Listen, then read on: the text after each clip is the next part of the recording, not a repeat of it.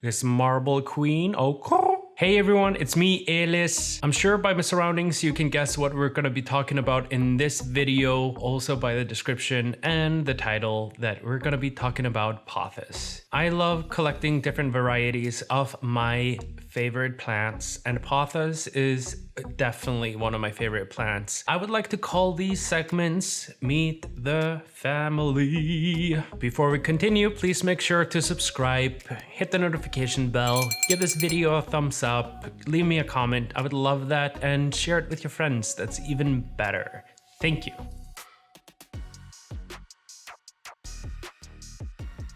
Common name, pothos or devil's ivy, derived from the fact it is incredibly hard to kill. But its scientific name is Epipremnum aureum. In a lot of countries, it actually goes by money plant. It was first described in 1880 as Pothos aureus, and that's kind of why the pothos common name stuck to it. A fun fact about Pothos, or the name Pothos, he was actually one of Aphrodite's in Greek mythology, Eros. And Eros is kind of a sexy angel, and he used to carry wines around, and that's what I believe where the name comes from, because this is a vining plant. It is native to the French Polynesia. It's actually a flowering plant, but the last spontaneous flowering on record is in 64. So some general knowledge about pothos. Pothos is a vining plant, like I mentioned before,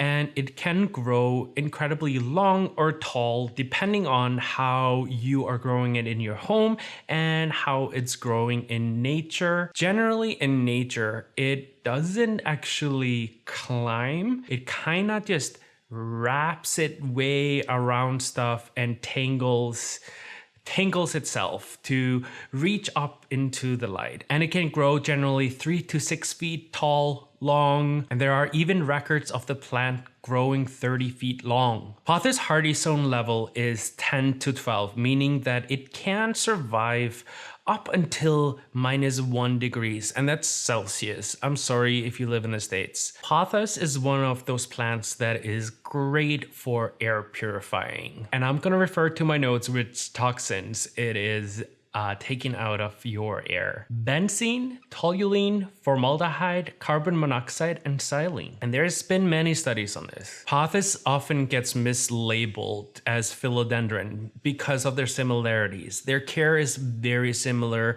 Their light, watering needs are very similar.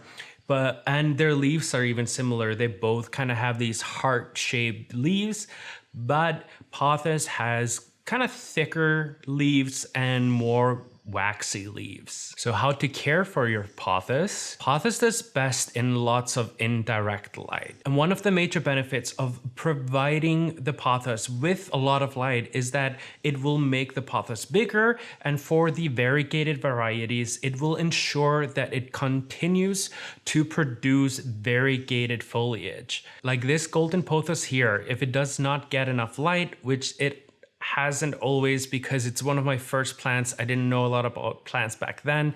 It starts to lose its golden variegation, and the foliage will just turn green.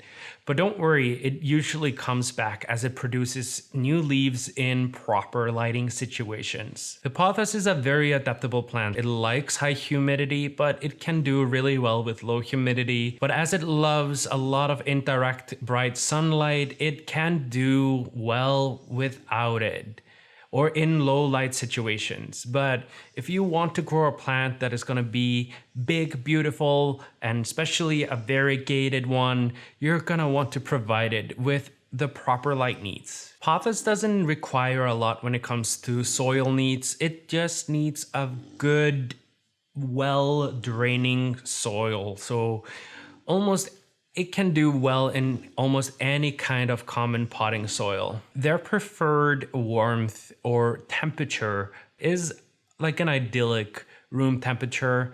at 18 degrees, and they do very well when it goes up to 29 degrees. Pothos is very forgiving when it comes to watering, as it can generally survive crazy people who water their plants too much, like I did in the beginning, but they are susceptible to root rot, so be careful. You should always allow the soil to dry out completely before you water your pothos again, because that will also encourage the plant to root itself better and become bushier and produce more leaves at the stem rather than just continuing to trail down. Pothos is one of these plants that will tell you when it needs watering, because you can see it gets all droopy, and it can stay droopy even for a little while before you water it. You only have to make sure that the leaves don't start to shrivel. If overwatering occurs, you will start noticing black spots on your pothos,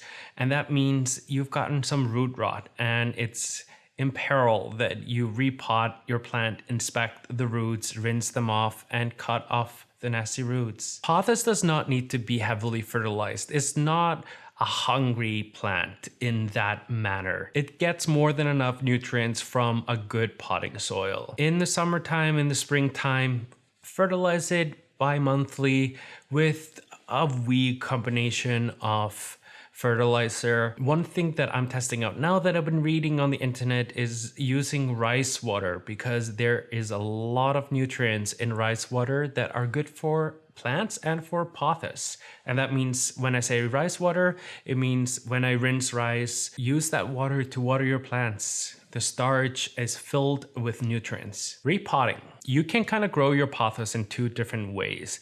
Since it's not a plant that will attach itself to trellis, but it does like to wind around and tangle itself and reach up for the light, it does really well on moss poles. And as it grows taller on moss poles and vines around, it will produce bigger leaves, but it doesn't do it on its own. So you're gonna have to train it to do it, and you will have to attach it yourself to a moss pole. Or you can be like me and just let it waterfall all over the place. I kind of love that. And when you repot it, make sure to repot it to a pot size that is about 1 or 2 sizes bigger, and make sure you have proper drainage for your pots. It is important to prune your pothos if you want to maintain a big bushy plant. I love how much this plant has grown, and I haven't pruned it, so it's getting leggy, but it is time that I give it a little bit of a prune, because that way you can also make new plants, because propagation of pothos, especially the golden pothos, is very, very easy. So when you're ready to propagate your pothos, all you need is some scissors that you have washed with soap and rinsed very well, or sanitized properly so there's no bacteria that gets into the fresh cuttings, and a little container with water in it. And we'll grab the end of the stem, and where you wanna cut your plant is where we have these little aerial roots coming out. So for instance, this one cutting can become a new plant. So we'll cut this here, and here,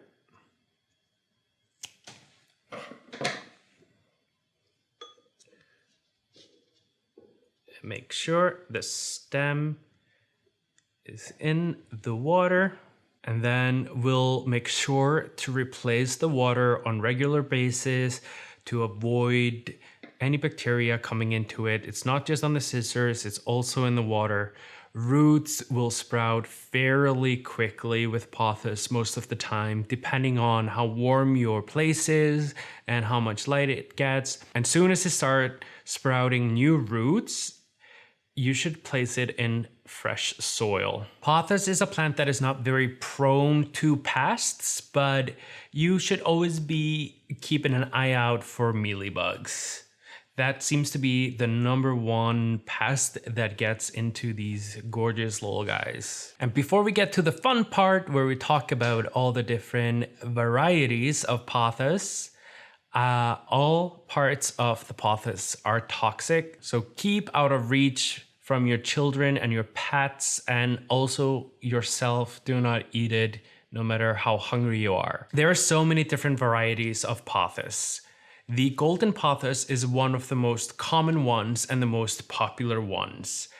The jade pothos is the original variety, best to my knowledge. A jade pothos is just a golden pothos without any variegation. Basically, if you don't give your golden pothos enough light, it will turn into a jade pothos. The golden pothos, as I said, the most common, most popular, is distinct by the creamy yellow variegation. This leaf, for example, when it was growing and maturing, got a lot of nice light, so we have a lot of really nice variegation going on here. Another common variety of pothos is the neon pothos that has these very bright neon leaves.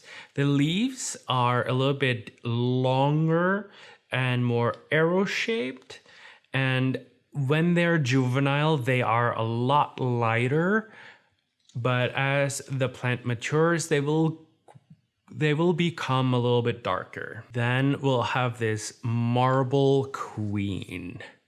I think this is one of my new favorite varieties. I love this fun speckly part. So you can tell it's a marble queen because the variegation is white or a lot lighter than the golden pothos. People often wonder if their pothos is a marble queen or a mandula. The marble queen has green speckles in their variegation. The variegation on the mandula is usually cleaner. The marble queen is kind of slower grower than the golden pothos. And then we have my pearls and jade, which I put in this kokedama. It seems to be doing really well in it because the kokedama is fast draining, but holds in enough moisture for the plant to cycle properly through the water and absorb the nutrients. Pearls and jade is very similar to enjoy. The main difference between the enjoy and pearls and jade, the pearls and jade will have green or silver speckles in the variegation, as the enjoy will have cleaner variegation with no speckles in it. The glacier pothos is in the same realm as the enjoy and pearls and jade, and it's even cleaner variegation, best to my knowledge. And then the last pothos that I have is my satin pothos, which is not a pothos.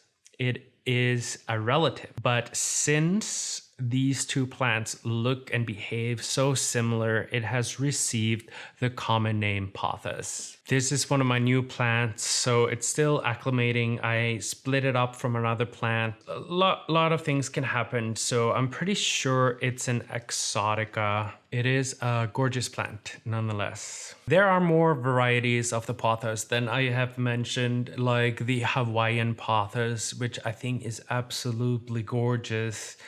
And I am my fingers are itching a little bit to get my hands on any type of pothos there is. That'd be really fun. I would love to know what pothos is your favorite pothos. Is it the good old golden pothos, or are you more of a marble queen? I hope you found this video interesting, and I hope you learned something new about your favorite common houseplant. Please make sure to subscribe and follow me on my social media. Thank you, and I'll see you next time. Bye.